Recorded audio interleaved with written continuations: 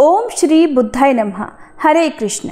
बुधवार का दिन बुद्धि, वाणी, व्यापार, संचार और संतुलन के देवता भगवान बुद्धदेव को समर्पित होता है, जिनकी कृपा से वाणी में मधुरता आती है, निर्णयों में विवेक जन्म लेता है और जीवन में लक्ष्मी के साथ साथ लक्ष्य भी प्राप्त होता है।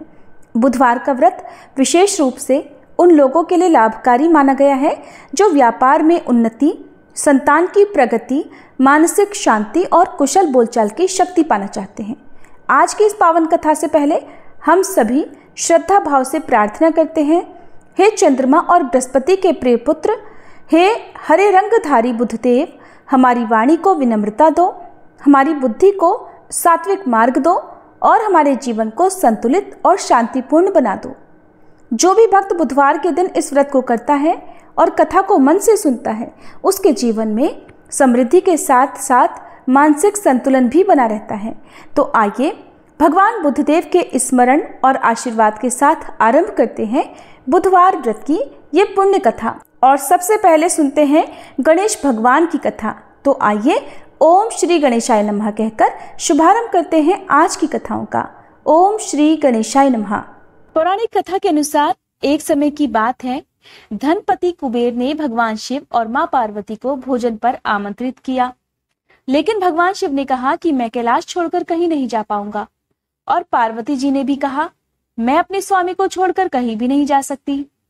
जब मेरे स्वामी ही नहीं जाएंगे तो मैं जाकर क्या करूंगी। तब उन्होंने कहा कि आप हमारी जगह पर गणेश जी को ले जाओ, वैसे भी उन्हें मिठाई और भोजन बहुत पसंद है। तब कुबेर देवता ने गणेश भगवान को अपने यहाँ भोजन के लिए आमंत्रित किया। गणेश भगवान को तो उनका प्रस्ताव बहुत ही पसंद आया, क्योंकि उन्हें मिठाई और भोजन बहुत ही प्रिय था। वे बड़ी खुशी खुशी कुबेर देवता के साथ उनके घर पर चले गए। वहां जाकर गणेश जी ने जी भरकर मिठाई और मोदक खाए।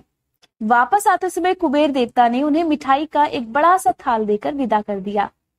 लौटते समय चंद्रमा की रोशनी में गणेश जी अपने चूहे पर बैठकर आ रहे थे, क्योंकि गणेश जी का वाहन चूहा होता है। लेकिन ज्यादा खा लेने के कारण बड़ी ही मुश्किल से गणेश जी अपने आप को संभाल पा रहे थे। उसी समय अचानक उनके वाहन चूहे का पैर किसी पत्थर से लग गया और उनका वाहन डगमगाने लगा। वैसे भी ज्यादा खा लेने के कारण गणेश जी का वजन बहुत ज्यादा भारी हो गया था, जिसकी वजह से उनके वाहन को चलने में मुश्किलें आ रही थी। अब जब चूहे का पैर किसी पत्थर से लगा तो वो डगमगा गया। इससे गणेश जी चूहे के ऊपर से गिर गए और पेट ज्यादा भरा होने के कारण अपने आप को संभाल नहीं पाए, और उनके हाथ में जो मिठाई भरा थाल था उसमें से मिठाइयां भी गिरकर यहाँ वहां फैल गईं। यह सब चंद्र देवता ऊपर से देख रहे थे। उन्होंने जैसे ही गणेश जी को गिरता हुआ देखा तो अपनी हंसी रोक नहीं पाए। खूब जोर से हंसते हुए कहने लगे, अरे गणेश जी, जब आप अपने आप को संभाल ही नहीं सकते तो इतना सारा खाने की जरूरत ही क्या है? इतना भोजन क्यों खाते हो? चंद्रमा की बात सुनकर गणेश जी को गुस्सा आ गया। उन्होंने सोचा कि घमंड में चूर होकर चंद्रमा मुझे उठाने के लिए मेरी मदद तो कर नहीं रहा, ऊपर से मेरा मजाक उड़ा रहा है। इसलिए गणेश जी ने क्रोधित होकर चंद्रमा को श्राप दे दिया कि जो भी गणेश चतुर्थी के दिन तुम्हें देखेगा वो लोगों के सामने चोर कहलाएगा, उसके ऊपर झूठा कलंक लग जाएगा। अब गणेश जी ने श्राप तो दे दिया। श्राप की बात सुनकर चंद्रमा भी घबरा गए और सोचने लगे कि फिर तो कोई मुझे देखेगा भी नहीं। और जब उन्हें अपनी गलती का आभास हुआ तब वे गणेश भगवान से माफी मांगने लगे, लेकिन गणेश भगवान तो कुछ भी सुनने के लिए तैयार नहीं थे। बहुत देर तक मनाने के बाद जब आखिरकार गणेश जी का गुस्सा शांत हुआ तब उन्होंने कहा, हे चंद्र देवता, मैं अपना दिया हुआ श्राप तो वापस नहीं ले सकता, लेकिन एक वरदान दे सकता हूँ कि तुम महीने में एक दिन किसी को भी दिखाई नहीं दोगे और महीने में एक दिन पूर्ण रूप से आसमान पर दिखाई भी दोगे। बस तभी से कहा जाता है कि चंद्रमा पूर्णिमा के दिन पूरे दिखाई देते हैं और अमावस के एक दिन बिल्कुल भी नजर नहीं आते। पौराणिक कथाओं में ऐसा माना गया है कि जिस दिन गणपति भगवान ने चंद्र देवता को श्राप दिया था वो दिन भाद्रपद मास की चतुर्थी का दिन था। उस दिन संकष्टी चतुर्थी थी। इसीलिए कहा जाता है कि भाद्रपद मास में पड़ने वाली चतुर्थी के दिन चंद्र देवता के दर्शन नहीं करने चाहिए। अगर गलती से आपने दर्शन कर लिए तो आपके ऊपर भी झूठा कलंक लग सकता है। प्रेम से बोलिए गौरी पुत्र गणेश की जय। अब सुनिए बुधवार व्रत की कथा। प्राचीन समय की बात है। एक बार मधुसूदन नाम का एक धनी व्यापारी था जो अपनी पत्नी को लेने के लिए एक बार अपनी ससुराल गया। वहां वह कुछ दिन तक रहा और फिर एक दिन उसने अपने सास ससुर से विदा करने को कहा, किंतु वहां पर सब कहने लगे कि आज बुधवार का दिन है और आज के दिन लड़की को अपने मायके से विदा करना शुभ नहीं माना जाता। लेकिन वह व्यक्ति नहीं माना और बुधवार के दिन ही अपनी पत्नी को विदा कराकर वह अपने नगर की ओर चल पड़ा। रास्ते में उसकी पत्नी को प्यास लगी तो वह व्यक्ति लोटा लेकर रथ से उतरकर पानी लेने चला गया। जैसे ही वह पानी लेकर अपनी पत्नी के पास वापस लौटा तो देखकर आश्चर्यचकित रह गया कि उसके ही जैसी शकल सूरत और वेशभूषा वाला एक व्यक्ति उसकी पत्नी के साथ रथ में बैठा हुआ है। वह क्रोधित हुआ और उसने क्रोध से कहा कि तू कौन है जो मेरी पत्नी के पास में बैठा हुआ है। तब दूसरा व्यक्ति बोला, ये मेरी पत्नी है, इसे मैं अभी अभी ससुराल से विदा कराकर ले जा रहा हूँ। अब तो वे दोनों व्यक्ति आपस में झगड़ा करने लगे। तभी राज्य के सिपाही आकर लोटे वाले व्यक्ति को पकड़ने लगे। उस स्त्री से पूछा कि तुम्हारा असली पति कौन है, बताओ। तब वह पत्नी शांत रही, क्योंकि देखने में दोनों ही व्यक्ति एक जैसे थे। अब भला वह किसे अपना असली पति बताती। और वह व्यक्ति ईश्वर से प्रार्थना करता हुआ कहने लगा, हे परमेश्वर, ये आपकी क्या लीला है। हे प्रभु, इस असमंजस से, इस विपत्ति से मुझे बाहर निकालिए। ये आपकी क्या लीला है प्रभु कि सच्चा झूठा बन रहा है। तभी आकाशवाणी हुई कि मूर्ख, आज बुधवार के दिन तुझे यात्रा नहीं करनी चाहिए थी, पर तूने किसी की बात नहीं मानी और चल पड़ा। ये सब लीला बुद्धदेव भगवान की है। तब उस व्यक्ति ने हाथ जोड़कर सच्चे मन से बुद्धदेव से प्रार्थना की। उसने अपनी गलती के लिए क्षमा मांगी और तब बुद्धदेव की कृपा से वह दूसरा व्यक्ति जो उसके ही जैसे शक्ल सूरत वाला था अंतर्ध्यान हो गया। इसके बाद वह व्यक्ति अपनी स्त्री को लेकर घर आया। इसके बाद से ही वे दोनों पति पत्नी बुधवार का व्रत हर सप्ताह नियम पूर्वक करने लगे। इस कहानी से ये शिक्षा मिलती है कि बुद्धिमत्ता का उपयोग सही समय और सही जगह देखकर करना चाहिए। मान्यताओं के अनुसार बुधवार के दिन किसी भी स्त्री को अपने मायके से ससुराल के लिए यात्रा भी नहीं करनी चाहिए। अब सुनिए बुधवार व्रत की एक और कथा। बहुत समय पहले की बात है। एक गांव में एक विधवा अपनी बहू के साथ रहती थी। बहू थोड़ी मंदबुद्धि थी और उसे भूख बिल्कुल भी सहन नहीं होती थी। ऐसे में वह हर दिन सुबह उठकर सबसे पहले खाना खाया करती थी। एक दिन विधवा महिला ने अपने घर पर एक पूजा रखी, लेकिन उसे इस बात की बड़ी चिंता थी कि उसकी बहू तो सुबह उठकर ही खाना खाने लग जाएगी।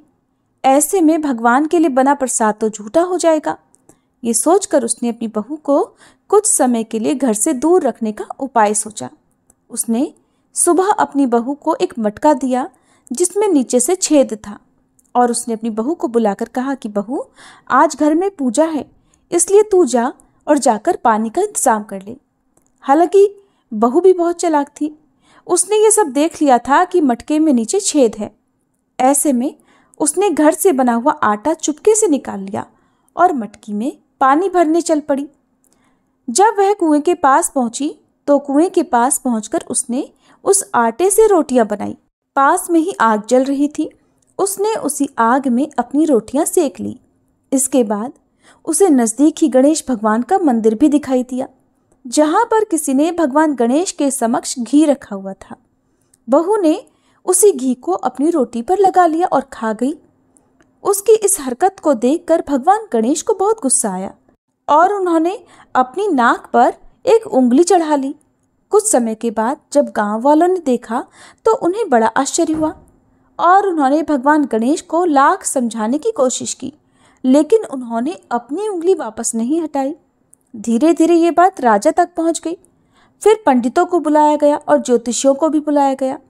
बहुत पूजा पाठ की गई, फिर भी भगवान गणेश ने अपनी नाक पर से उंगली नहीं हटाई। तब राजा ने ये ऐलान किया कि जो भी भगवान गणेश को नाक से उंगली हटाने के लिए मना लेगा उसे 5 गांव इनाम के तौर पर दिया जाएगा। विधवा महिला की बहू ने भी ये बात सुनी तो वो भी कहने लगी, क्या मैं कोशिश करके देख सकती हूँ। उसकी बात सुनकर वहां पर एकत्रित हुए सभी लोग हंसने लगे क्योंकि अब तक लाख प्रयास करने के बावजूद भी भगवान गणेश का क्रोध कम नहीं हुआ था। तो लोगों ने सोचा कि चलो, सब लोग तो अपने अपने प्रयास करके देख चुके हैं, एक बार ये भी करके देख ले। अनुमति मिलते ही बहू ने सबके सामने एक शर्त रख दी कि मेरे घर से लेकर मंदिर तक एक पर्दा बांध दिया जाए और कोई भी हमें ना देखे। लोगों ने ऐसा ही किया। इसके बाद बहू ने अपने कपड़े में से एक मोगरी छुपाई और मंदिर पहुंच गई। वहां जाकर उसने भगवान गणेश को चेतावनी दी कि प्रभु, ये उंगली हटा लो, नहीं तो एक मोगरी मार कर मैं आपके टुकड़े टुकड़े कर दूंगी। भगवान गणेश को लगा कि ये औरत तो पूरी तरह पागल है, कहीं सच में मुझे मोगरी ना मार दे। ऐसा सोचकर उन्होंने अपनी नाक पर से उंगली हटा ली और जब पर्दा हटाया तो देखा भगवान गणेश जी की उंगली वापस अपनी जगह पर है, जिसे देखकर गांव वाले बहुत प्रसन्न हुए और बहू का जय जयकार करने लगे। इसके बाद राजा के आदेश के अनुसार उस बहू को 5 गांव इनाम में दे दिए गए। कहा जाता है कि तब से ही बुधवार का व्रत करने वाले लोग इस कथा को भी सुनते हैं और दूसरों को सुनाते हैं और भगवान गणेश से यही वरदान मांगते हैं कि जैसे उन्होंने बहू की बात मानी, वैसे ही हमारी बात मानकर हम सबकी भी मनोकामनाएं पूर्ण करें। इस प्रकार भक्तजनों, आज के दिन जो भी बुधवार व्रत की इन कथाओं को सुनता है और दूसरों को सुनाता है, उनके घर में, उनके जीवन में भगवान गणेश की कृपा से सुख, शांति और यश बना रहता है। उनके घर के अन्न के भंडार और धन के भंडार कभी खाली नहीं होते। प्रेम से बोलिए विघ्नहर्ता भगवान गणेश की जय। जिन्होंने भी श्रद्धा और एकाग्रता से बुधवार की ये पावन कथा सुनी, उन्हें भगवान बुद्धदेव की विशेष कृपा प्राप्त होती है। जो भक्त इस दिन कथा सुनते हैं, व्रत रखते हैं और भगवान बुद्धदेव का स्मरण करते हैं, उनके जीवन से कलह, भ्रम, आर्थिक हानि और वाणी की कटुता दूर होती है। अब कथा के समापन पर हम सभी नतमस्तक होकर बुद्धदेव से प्रार्थना करते हैं। हे करुणामय बुद्धदेव, हमारी वाणी में मधुरता दो, हमारे विचारों में स्पष्टता दो, हमारे निर्णयों में विवेक दो और जीवन में संतुलन दो। कृपया हमारी वाणी, व्यापार, व्यवहार और बुद्धि पर अपनी कृपा दृष्टि बनाए रखें। ओम बुद्धाय नमः। ओम श्री बुद्धदेवाय नमः। ओम शांति शांति शांति।